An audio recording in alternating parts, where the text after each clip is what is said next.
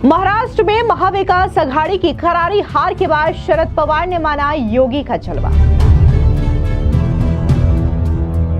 शरद पवार बोले, योगी का नारा बटेंगे तो कटेंगे का जनता पर चला जादू। बटेंगे तो कटेंगे, एक रहेंगे तो नेक रहेंगे। शरद पवार के बयान से उड़े उद्धव ठाकरे और राहुल गांधी के होश। क्या महाराष्ट्र में योगी की वजह से बीजेपी को मिली प्रचंड जीत?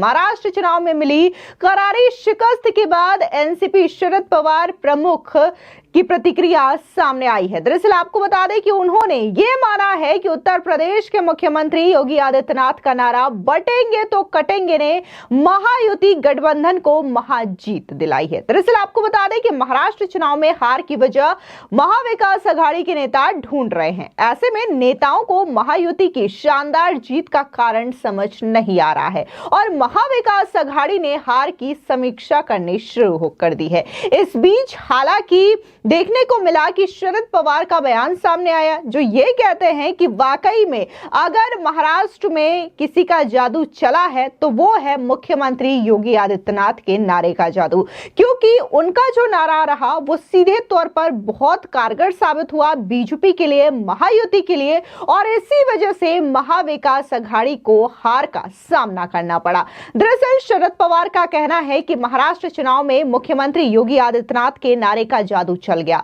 कराट में शरद पवार से महाविकास आघाड़ी के हार पर सवाल पूछा गया मीडिया के द्वारा, तो उन्होंने कहा कि मुख्यमंत्री योगी आदित्यनाथ का नारा बटेंगे तो कटेंगे ने ज्यादा असर किया है। नारे की वजह से वोटों का ध्रुवीकरण हुआ, इसलिए महायुति को भारी वोट मिले हैं। अब जिस तरीके से शरद पवार का ये रिएक्शन सामने आया है मुख्यमंत्री योगी आदित्यनाथ के इस नारे को लेकर के, तो वहीं दूसरी ओर महायुति के नेताओं की प्रतिक्रियाएं भी इस बयान के बाद सामने आ रही है। दरअसल इस बीच देखने को मिला कि बीजेपी की प्रवक्ता शाइना एनसी ने यह कहा कि माननी ही पड़ेगी कि हाँ, यहां पर बीजेपी के नेताओं ने जो भाषण दिया, फिर चाहे वो प्रधानमंत्री मोदी का नारा हो, एक है तो सेफ है, चाहे मुख्यमंत्री योगी आदित्यनाथ का नारा हो, इन तमाम चीजों ने महाराष्ट्र में काम किया। सुनिए शाइना एनसी क्या कह रही हैं। आदरणीय शरद पवार जी को बहुत अनुभव है राजनीतिक जीवन में, लेकिन ये बोलना कि कटेंगे तो बटेंगे, मैं कहती हूँ कि जब प्रधानमंत्री ने कहा अनेकता में एकता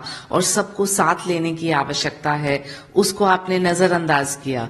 कहीं ना कहीं चेरी पिकिंग जो होता है, जहां एक शब्द का इस्तेमाल किया गया, आपने ये नहीं सोचा कि जब विपक्ष ने एक महिला को माल, बकरी, कुत्ता ऐसे शब्दों का इस्तेमाल किया, शायद लोगों ने आपको नकारा है इस वजह से भी। तो कृपया जब आप विश्लेषण करते हैं तो पूरी कीजिए, सिर्फ एक एक शब्द का नहीं। वहीं दूसरी ओर बीजेपी के नेता किरीट सोमैया का बयान भी सामने आया। क्या कुछ उन्होंने शरद पवार के इस बयान पर कहा, सुनिए। शरद पवार हो, राहुल गांधी हो, उद्धव ठाकरे, लोकसभा में जब आप जिहाद जिहाद जिहाद, इस्लाम खतरे में और वोट जिहाद के आधार पर 48 में से 31 सीटें जीती, तब शरद पवार को ये राष्ट्र धर्म याद नहीं आया। जब विधानसभा चुनाव में महाराष्ट्र का मतदाता जागरूक हुआ और लव जिहाद, लैंड जिहाद, वोट जिहाद का मुकाबला किया, अब उन्हें नानी याद आ गई। अब मैं ये जानना चाहूंगा शरद पवार से, मौलाना सज्जाद नोमानी जब वोट जिहाद करके घूम रहे थे विधानसभा चुनाव में, क्यों नहीं रोका? उन्हीं के फहाद ने, उन्हीं के उम्मीदवार जाके मौलाना सज्जाद नुमानी का उपयोग कर रहे थे, बहिष्कार की वीडियो कैसेट घुमा रहे थे। जब मुस्लिम उलेमा बोर्ड ने 17 मांगे रखी तो उस समय पे क्यों ये स्वीकार की? जब मराठी मुस्लिम सेवा संघ हो, मुस्लिम पर्सनल लॉ बोर्ड हो, वो सब वोट जिहाद विधानसभा में कर रहे थे, तब क्यों चुप बैठे थे ये लोग? और मालेगांव के वोट जिहाद घोटाले में 800 करोड़ रुपए देश विदेश से मालेगांव के सिराज मोहम्मद के बेनामी अकाउंट में आए और वोट जिहाद में बांटे गए। जवाब तो दिया जाएगा और हिसाब यहां पर ही चुकते करना पड़ेगा। अभी आपने समझना चाहिए, इतना बड़ा आघात हुआ है तो थोड़ा सा इम्बैलेंस होना स्वाभाविक है। मैं संजय राउत की और उद्धव ठाकरे की मनस्थिति समझ सकता हूं। हो सके तो उन्होंने काउंसलिंग शुरू करवाना चाहिए डॉक्टर से। आपको बता दें कि महाराष्ट्र में देखने को मिला, न सिर्फ मुख्यमंत्री योगी आदित्यनाथ वहां पर गए, उन्होंने धमाकेदार कई सारी रैलियां की और एक बार फिर से अपने इस नारे को दोहराया, बटेंगे तो कटेंगे। हालांकि इस नारे का जम करके असर महाराष्ट्र चुनावों में देखने को मिला और जो हिंदुत्व है, जो हिंदू वोटर्स हैं, वो बटे नहीं और सीधे तौर पर इसका बड़ा फायदा बीजेपी को पहुंचा। और वहीं दूसरी ओर माना यह भी जा रहा है कि न सिर्फ मुख्यमंत्री योगी आदित्यनाथ बल्कि प्रधानमंत्री मोदी का जो नारा रहा, एक है तो सेफ है, इस नारे ने भी काफी ज्यादा असर किया।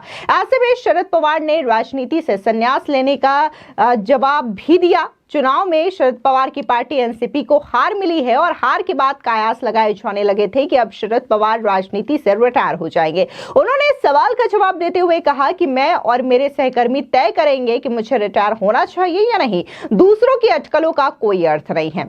अब जिस तरीके से महाराष्ट्र में बीजेपी को प्रचंड जीत मिली है, महायुति को प्रचंड जीत मिली है, इसके बाद एनडीए गठबंधन के घटक दल जेडीयू के प्रवक्ता केसी त्यागी का बयान भी सामने आया।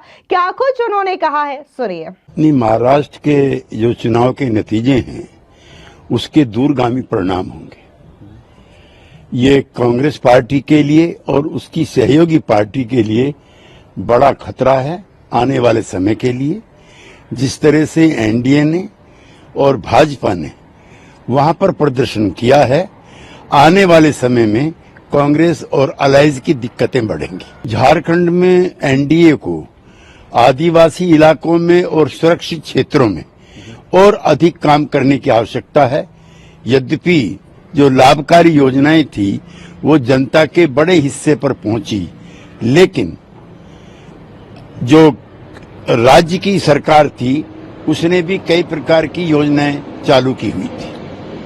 प्रधानमंत्री ने कल भाषण में अपने बोला कहा है कांग्रेस पार्टी को, अब ये तय है कि जो राहुल इकोनॉमिक्स है और जो राहुल सोशल साइंस है वो फेल हो चुकी है। उन्होंने ये भी कहा है कि कांग्रेस पार्टी जो लॉज बनाती है वो अपीजमेंट के लिए ही करती है, क्योंकि 2014 से पहले जो वक्फ बोर्ड को दिल्ली में दे दी।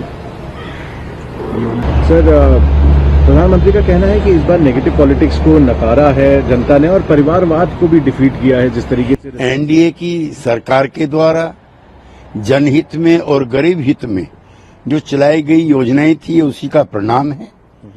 और बड़े पैमाने पर जो परिवारवादी पॉलिटिक्स है उसको भी रिजेक्ट किया है। एकनाथ शिंदे ने कहा है कि जिस तरीके से कांग्रेस ने और बातें नहीं, ये बहुत ही अफसोसजनक है कि ईवीएम भारत के एक हिस्से में ठीक है और एक हिस्से में गलत है। महाराष्ट्र में ईवीएम गलत काम कर रही है और झारखंड में सही काम कर रही है। ये दोहरी मानसिकता नहीं चलती है।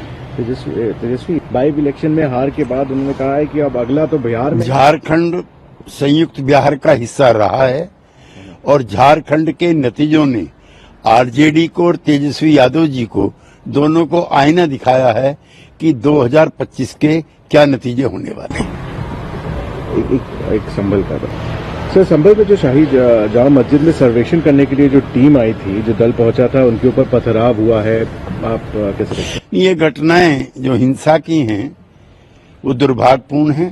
सारा मामला अदालत के और सर्वेक्षण संस्थाओं के तहत अधीन है, लिहाजा इस पर राजनीति करने के बजाय नतीजों की प्रतीक्षा करनी। आपको बता दें कि महाराष्ट्र विधानसभा चुनाव में नेता विपक्ष के सवाल पर शरद पवार ने कहा कि महाविकास आघाड़ी को इतनी सीट नहीं मिली है, इसलिए नेता विपक्ष बनने का फैसला सरकार को ही करना पड़ेगा। बता दें कि नेता प्रतिपक्ष पद पर दावेदारी के लिए विपक्षी पार्टी को विधानसभा की 10% सीटें होनी चाहिए, लेकिन महाविकास आघाड़ी में ना तो कांग्रेस, ना तो शिवसेना उद्धव ठाकरे और ना ही शरद पवार को 10% सीटें मिल पाई है। कांग्रेस को 16, शिवसेना उद्धव गुट को 20 और शरद पवार को 10 सीटों पर ही संतोष करना पड़ा है। इससे कहीं अधिक सीटें जो है वो खुद एकनाथ शिंदे की शिवसेना के पास है। ऐसे में कहा जा रहा है कि अब जो विधानसभा है उसमें नेता प्रतिपक्ष को लेकर के भी कौन सी पार्टी सामने आएगी, इसको लेकर के कई सारे सवाल उठ रहे हैं, क्योंकि अब महाविकास आघाड़ी के पास 10% भी लोग नहीं है, 10% भी उनके पास जगह नहीं है और इसी वजह से ये भी उनके लिए एक बड़ी समस्या है। फिलहाल इस पूरे मामले पर आपकी क्या राय है, कमेंट सेक्शन में जरूर बताएं। धन्यवाद।